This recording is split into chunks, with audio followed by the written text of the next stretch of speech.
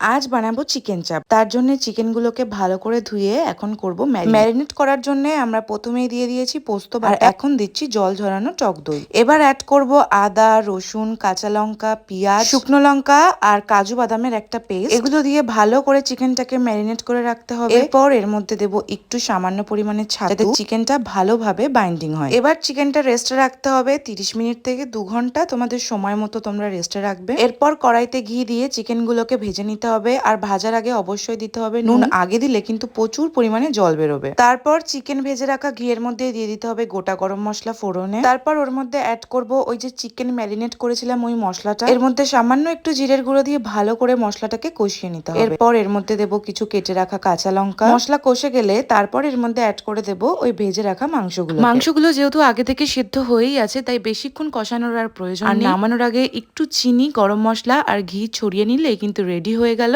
আমাদের চিকেন। ব্যাস আর কি, এবার শুধু গরম গরম বিরিয়ানির সাথে পরিবেশন করার পালা। তো চলো আজকের মতো টাটা। রেসিপিটা কেমন লাগলো অবশ্যই কমেন্টে জানিও।